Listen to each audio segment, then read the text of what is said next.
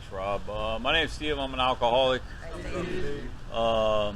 Yeah, thanks for the introduction. Yeah, I was kind of thinking, because it's interesting you brought that up, because we go out to eat sometimes, but like it was kind of interesting because I don't know Rob that well, but I knew him well enough. Like, we had a rapport, but we sat down and we started talking about some really like philosophical stuff, like that stuff. I don't know if any of you get into that, but it just kind of expands your mind. And then I came to know Rob in a different light. I was like, dude, this guy's got some like, some motor running up there, not that I had any judgment before, but and then, so I was kind of excited about that too.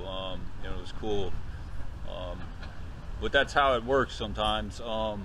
So I'm going to tell my story, what it was like, what had happened, what it's like now, in a general way. That is a key. Sometimes people get too descriptive. But I really don't talk too much about, like, what it was like growing up, because I'm the alcoholic that it talks about in the big book. I essentially like to drink because I like the effect produced by alcohol, and I really don't think who or what or where you came from has anything to do with that. Obviously, our circumstances of what we go through, some of us go through some very traumatic childhood history, some have perfectly normal, and then everywhere in between. So I don't really get too much into that, but I was raised in a middle class. I briefly touched. I was raised in a middle class family. My mother was dating my father. He fittingly was one of us, living the Dr. Jekyll, Mr. Hyde life. He had another family, so he couldn't commit to another family. So he abandoned us at my birth at the hospital, and it got kind of physical from what my mother told me. So he was gone. She soonly remarried my stepfather, which growing up I thought he was always my father, and then I kind of woke up into that sometime later. But I had two brothers, and ended up having a sister some years later, and then I had wasn't even a half brother, it was a stepbrother from the stepfather's previous marriage. But so that was kind of the deal. I had some abandonment issues about my father that I woke up to later. But when I started using I first picked up at 14. It was the summer of the graduation of middle school. So I'm going into the senior year, and my cousin's friend stole a joint out of his father's sock drawer where they used to keep it back then. And I'm sure they probably still do. You don't gotta hide it too much anymore. All you need is one of those little cards. But I remember getting high for the first time, and I loved it. I shortly therein drank. The book talks about crossing this line. I didn't really ever have a line. I was a blackout drinker from the get-go. So like, I drank, I crossed the line. I don't even realize there's a line because I'm fall down drunk, blackout. My disease was so progressive. 14 pickup, first time doing this, freshman, sophomore year. At 16 years old, I found myself in treatment after maybe a 2-year attempt at managing my alcoholism / addiction. I understand, like, we live in a very different time now. I'll get into some of that later, but so I was 16 years old. I was brought in handcuffs. Okay, I was a runaway from home. Fuck you. You can't tell me nothing. That was my attitude. I was a rebel without a cause. Like, I thought I was just having fun. I get home, I get put in handcuffs and take down to treatment. I'm not with it. So I run my 4th day, because it took me 4 days to work up it was like a lockdown facility. It's not nice like this.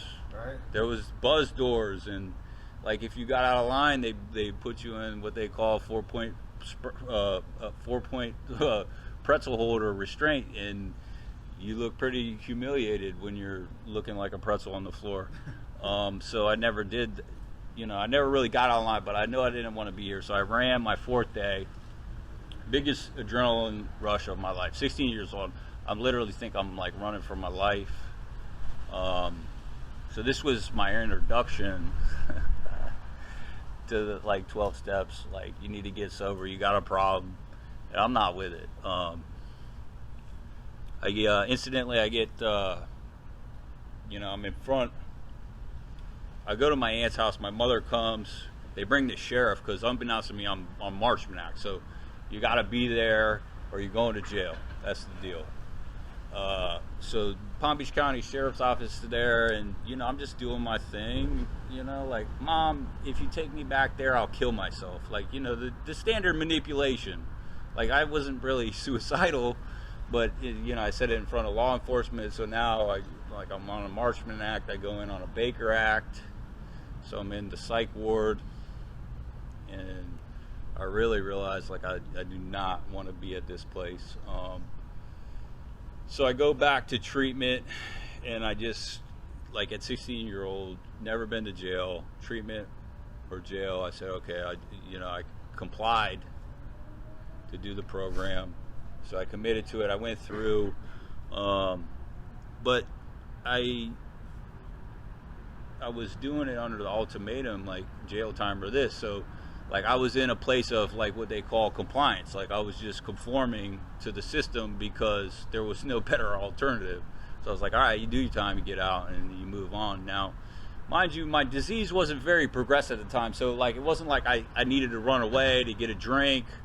I hadn't progressed too much into the dry goods at this point. I did some experimentation with the usual LSD, ecstasy, pain pills. Some of the kids were doing the harder, the heroin and the cocaine. Mind you, heroin was not a trendy thing back then. So I go through this program, and I know, I'm not convinced I'm an alcoholic. I'm not an addict. Just having fun. I can manage this. So I get out, and 22 months later, I get out in 16 months, whatever it was, 14. I wasn't in any hurry, so I stayed dry for 22 months, and I picked back up. And like I told you, I'm pretty severely progressed alcoholic. So started drinking, got into the dry goods, started getting in legal trouble. I don't really drag that out too much, but basically my 20s looked like jails, institutions, and near death. Just trying to manage this thing, not being convinced that I had a problem, shifting from one substance to the other, drinking, not drinking, drinking with cocaine. That's always a good combination. So my whole 20s is a shit show. Can't hold a job. One girlfriend to the next. And they all end up leaving because I'm a shit show. It comes to some later progression at the end of my 20s. Meet a girl in sobriety. We're doing the thing. She picks back up. I kick her out. Later, we move in together. And then I shortly pick up there, and after I earn my first trip to the prison. I earned my first trip to prison. This was the first time. Mind you, I had a stint in sobriety where the time before I went to treatment, I felt like I was ready to do something about my alcoholism. The only problem is, I don't know if any of you experienced it, because treatment's so available now. It was not a 12-step program. So I went in, it was kind of, they fix you, you do some techniques, and you're done. So I was really motivated. If they would have told me to fly a kite at this time, I would have done it, but they didn't have any program of substance to go in there and after, so it didn't work long term. So then I go back out, and then this is when I find myself in prison, and then I'm at this time, Mind you, I had been in and out of these rooms a few times. And I'm really forced with a new bottom here. You know, it's my first time doing a bit in prison. I did some jail time, but, you know, I decided to get somewhat serious as I could as a man in prison. I started going to meetings,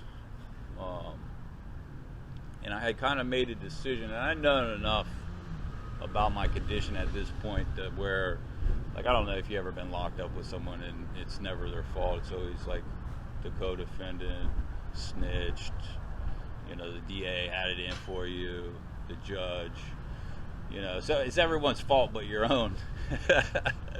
But I had enough knowledge at this point. Like, I looked myself in the mirror and I was like, you're an alcoholic, you're a drug addict, like, you're your own worst problem. So some things sunk in for me then. A lot of things happened for me in there. What do I have, like a half hour? Yeah, as long as you want. As long as I want. I love that. I'd tell a short story long. So some things happened. I never finished school. I got my GED in prison. I'm going to meetings. I had some success in acting when I was doing a stint of sobriety. I saw my first commercial of a commercial I did for ITT Tech while I was in prison. I thought I was really cool for like 5 minutes. I was like sitting with the boys and I was like, yeah. And then it sunk in like, bro, that's the potential of like what you have to do when you're sober, and now you're watching it for the first time in prison. This is reality. Like, look around. Like, this is where you get yourself when you're drinking and drugging. So that kind of hit me hard. I did really good on my GED. So again, that hit me hard because like I felt like I had a lot of potential as far as school went, but I was always too busy ripping and running that I never applied myself because it just really didn't mean anything. So that was another one, like, you know, you're a smart guy in prison, go figure it out. You know what I mean? Felt dumb. So it wasn't like a cool experience. A lot of things hit me. I made the decision that I was going to get out. Let's go back to Alcoholics Anonymous, get a sponsor, get a home group, do the things they tell you to do, right? I was ready to do these things now, you know what I mean? You know, my grandmother, she had spent some time in Alcoholics Anonymous, about 4 years, as the story goes, and then she had walked away from Alcoholics Anonymous. So I went back to Alcoholics Anonymous, but I had this reservation I wasn't even aware that I had. I thought there was some sort of hierarchy of, like, spiritual experience, like you're going to go in, you're going to understand some, like, new shit, and, like, you're going to be able to leave this place someday. Like, she did. She stayed sober to her deathbed. So I didn't even realize I had this reservation. I get to going, I meet a girl, things get really good. I got a sponsor, I got a home group, I'm doing the deal. Like, I'm sitting down, I'm getting like I'm on the edge of a 4-step. You know, the 1, 2, 3 shuffle, if you're familiar with that one. She's smiling, she knows about it. So I just, like, life was really getting good. I was coming into fatherhood, like I was on this spiritual thing, like I was connecting with God. And I thought, in my delusion, you don't even know how delusional you are. Like, I was going to stay on this God spiritual journey, and I was going to walk away from Alcoholics Anonymous and just start my life. It was kind of like we had arrived moment that you hear alcoholics talk about, like when they first pick up the drink. This was kind of mine in a spiritual sense, but I didn't even know that I was delusional. So I stayed dry for about 4 years without working a program. I'll just say dry. The obsession came back. In light of a lot of things, I decided to do the marijuana maintenance program. Mind you, I'm on 5-year felony probation, so that's a good idea. And it wasn't legal then. You couldn't get your card. And this is how retarded I am. I'm like smoking for 2 weeks, drying out for 2 weeks, buying a drug test so I like take it before I go into probation, so I'm not sweating it in the seat. You know what I mean? Like it's clean. So I got it down to 1 week. This is how good we get it. You know, like I gotta get it right on the line. I was working outside, so I was always sweating and drinking a lot of water, so no problem. Metabolism's fast, but this is the insanity. Like, if I got to take a drug test before I go in to take a drug test just to see I'm clear, so I'm not sweating it. Like, this is the insanity that I do to myself, like, in the midst of, and I wasn't even enjoying it. Like, I wanted to drink and like do cocaine. Like, that's my deal. Long story short, you know, I finally picked back up again. I have you know, I'll be a little bit more loose in here because I know there's a lot of like cross addiction. You know, I'm an alcoholic. I represent Alcoholics Anonymous, but you know, I liked cocaine. I love cocaine. So I had a one night romance with cocaine, brought me to my knees. I crawled back into Alcoholics Anonymous and get another year, do another 2-week relapse, get another 2 years, go in and out of this cycle. By this time I'm married, 3 kids, and it's the same old routine. I couldn't stay sober because I couldn't get through the work of Alcoholics Anonymous.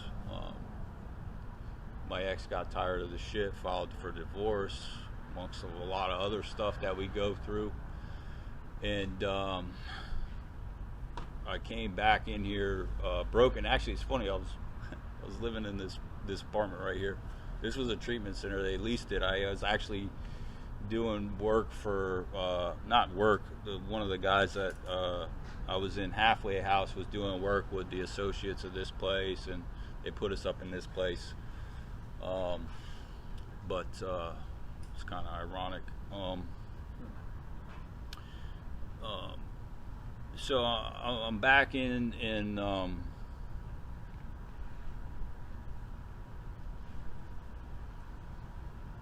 I'm trying to get through the work of Alcoholics Anonymous. I go through like 4 sponsors. I don't know if anyone's had this experience. I had a lot of different complications, most of which I can conceive that, you know, wasn't problems on my end. You know, one guy told me I needed a new higher power. The higher power I had before wasn't strong enough. Just my own personal belief. Like, I believe in Jesus Christ, so like I didn't understand how I could have like replaced him. You know, we all get to have our own conception of higher power, but and he would treat me like he would treat me like I was his client, like he was my therapist. It was really weird. And I was like, do you think maybe that I had the problem and I need to get through the work? He was fresh. I had another one's relapse. That happened, and long story short, I couldn't get through the work. I was like dying to get through this work. I had some other character defects flaring up, you know, when we shut everything else down, other things come up. But I'll just sum it up in this, because I drug out. I went back out one last time, and I came back in broken, like so freaking broken. I mean, I'm in the midst of my divorce. I can't even send my kids packages, and like I really knew what my problem was. Like, I was my own problem, and like I couldn't stay sober, and I wanted nothing but to get through the work of Alcoholics Anonymous. Because if you look at, like, you heard my story, it's fucking long and agonizing. You know, but I'm a firm believer in our experience really takes what it takes. You know, we don't always have the luxury of the timing of like when we're gonna hear this message. But I was ready, and I crawled back into the rooms, and I got with a guy that was around when I was around, and he was newly getting sober, but by this time he had gotten through the work, and I kind of liked the guy. We had a mutual respect, and I said, listen, man, I said, I'm dying. And at this point, and I want to make this very clear, like, I didn't care about dying. Like, I wanted to fucking die. Like, I figured death would be a blessing to the way I was feeling right then. I said, man, I'm dying. And I'm not talking physically, I'm talking like spiritually. You know that, like, that demon's on your back, and like you just can't stop doing the same dumb shit. And I was like, I'm dying spiritually, I need you to help me. And he says the typical shit, you know. I don't know right now. I'm gonna have to go home and pray on it. And I was like, all right, bet. I already knew what was gonna happen. He came back. We went through the work. I've been through like a lot of processes where like a lot of men try to like create a lot of different extra work out of the big book, and they want you like, dude, I've had packets and like go home and watch this movie and tell me where your feelings come from. I was like, bro, I just need to get through the work as it's laid out in the book, and that's exactly what he did. He took me through the book. I sat down with him every week for an hour, and I mean, I'm telling you, like I was getting it. Like anytime, like I remember when I did my 4-step, I had the obsession actually come for me in the midst of doing a 4-step into my 5th step, and when that obsession hits, it hits. Like I'm talking, I woke up, I prayed in the morning. This was my routine that I had already gotten the habit of doing. Is I wake up, I say the 3rd step prayer.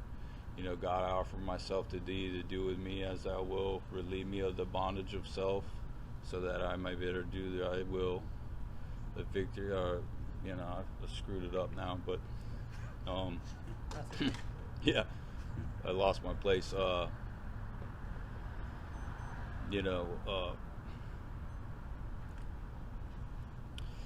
Anyway, it says, you know, let me bear witness to my struggles, that victory of them may bear witness to those I might help. Of thy power, thy love, thy way of life, may I do thy will. So I get up, I make my bed, because I don't want to make my bed. This is my first gift to God, saying, listen, this is me turning my will over. I hit my knees, because I never wanted to hit my knees for anyone.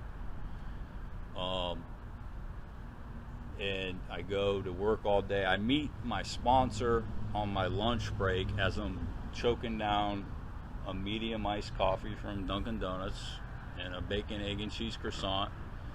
And then, like, I go to a meeting that day, and I come home, and it just hits me.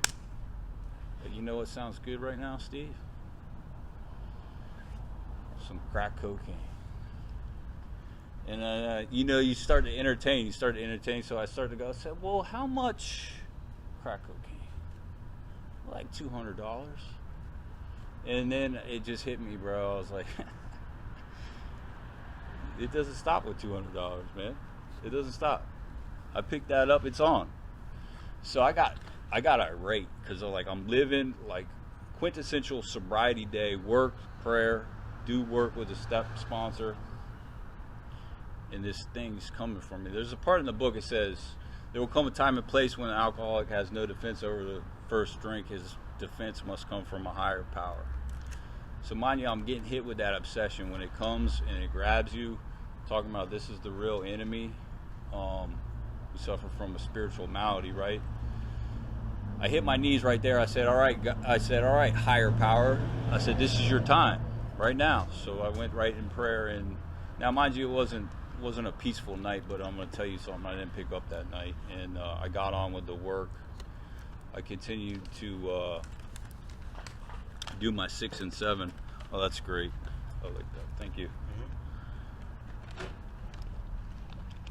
I don't know if anyone's familiar with 6 and 7, but it's very short. Out of the book, after doing your 4-step, the dreaded 4-step, if you don't understand what I'm talking about, all you got to do is get the book of Alcoholics Anonymous. If you do Narcotics Anonymous, they had the same work in there, so either one will suffice. I do my moral inventory, I do my 5th, and then I move on to, like, we release our character defects to God, right? I'm going to tell you, like, when I told you how broken I was, like, you hear people wanting to hold on to things. I was so broke, I was like, have it all. I don't want any of it. And I'm going to tell you, it's like 2-3 paragraphs out of the book, and I had like probably one of the most profound God experiences of my life. And basically, the book talks about God conscious, like when we remove all these obstacles that have kept us blocked from God, we get the God conscious, which is like intuitive thought about, you know, what God has in store for us. And he told me, he said, listen, and not an audio voice, it wasn't like I was hearing God talk in my head, this is an intuitive divine intuition, if that makes sense. He said, you go forth to do the rest of this work and you'll be good. I'm like, sounds good to me. So that's what I proceeded to do. got into my men's work, which is very difficult. I jumped out to do. I had to face a lot of people, man. I've been doing the shuffle for a long time. You know the story Peter and the Wolf. Yep. Like, I'm gonna do good this time. I got it. They were tired. They didn't want to hear me. They did not want to hear me. Like, I had played that for a long time, and so, you know, what's the family is forever. It's not necessarily true for the alcoholic. We do a lot of damage. A lot of relationships are destroyed through the actions of our addiction, and you know, some of these things aren't repaired. Everyone's experience is different. The story's not over, so I stay on a path, but no one wanted to hear from me. I remember going into my first amends, I actually tried to talk myself out of it. Because we'll talk ourselves out of everything and anything, and talk ourselves into the things we shouldn't be doing. And I remember I just went into prayer, and I just went into motion, just put it out. And I got on with it. I did some things. A lot of people didn't want to see me. I was doing like what I would call like guerrilla tactics. Like I was rolling up at people's places of business and just like, I need to talk to you, and just, you know, it was actually funny. I had a very strange experience. First amends I made was with my brother, and mind you, I almost talked myself out of doing this amends, and I had to pray to go in there to have the courage, because like I'm trying to like talk myself out of fear, and I go in there and give it my best. And it was funny, I had this moment of like, I'm trying to make an amends and he doesn't want anything to do with it. So I saw a reflection of myself. I did my 4-step. I saw I had a lot of pride, like, you know, and I could just see it written all over. He didn't want to forgive me, which was fine. I was there to clean my side of the street, and if possible, right the wrong. You know, a lot of people is like, you don't do amends for the other person, you do it for you. No, I don't know what amends you're doing. It's a mutual process, but we are there to right the wrongs, clear the wreckage of our past. So he under his perception, he thought like I was being insincere. So the word got out to a lot of people, and they thought like, you know, I wasn't sincere. Now mind you, I had to pray to go in, to have enough courage to go in there. So it was very difficult. But so a lot of people didn't want to see me after that, which was fine. It was just the way God had, you know, ordered it to be. I just needed to sit down and just do what I needed to do. I got through that, and then I started working with men immediately and started living in 10, 11, and 12 while proceeding. And it's funny, like, you know, you hear people say like a lot of these people are put into our lives. You know, I seen this dude who's on my 4-step, and the story goes like he started fooling around with my girlfriend, so I robbed him. He was a drug dealer. That's how I rolled when I was in my addiction. So it was more of a friendship. It wasn't like that type of deal. I took some very personal things to him, but you know, I was forced to do an amends on the spot, and so I did that amongst the other ones. But I started living in 10, 11, and 12, and to be honest, like you go through this process. I want to be honest. It's, what do they say? It's simple. It's very simple. It's laid out in the book. We don't got to create or invent anything, but it's a very it's not easy. It takes like some deep soul searching, like, you know, losing some fear, having faith in God that He's going to restore you. It's a challenging spiritual process, and I didn't realize how much, you know, you go through the process in real time, but as you sit down and you start to crack the book with other men and take them through the process, then you start to then you really start to see the growth of like what this program has already done for you. as you're sitting down and you're like looking in the mirror at yourself, and like you're just hearing the same bullshit you used to spit out to someone else, and not in a bad way, because we don't know what we don't know. The book talks about being in full flight from reality. But I started to grow even more, and then you realize, like, you know, when I came into this program a long time ago, I didn't want to commit myself to a lifelong mission of Alcoholics Anonymous for the rest of my life. It was just a depressing notion. I've come to the understanding that, like, if I don't treat my alcoholism, for whatever reason, bro, I had some stuff I had to work out with God. You know, there's good and bad on this earth. We've been given free will. Like I can get in the car, drinking and driving, go down the street and kill people because I decided I wanted to drink and drive. That's what I've been afforded. But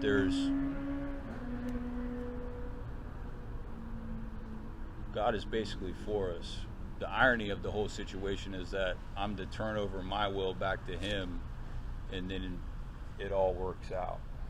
Now, going through life, there's a lot of difficult situations that don't make sense in spiritual sense. I don't got much answers for you, but I had to come to some own personal terms with my search in the spiritual realm. So, I don't know where, I just kind of lost my train of thought, but give me a second here. I was working with other men, growing spiritually, and you know, at this point I had a home group, commitments, staying sober.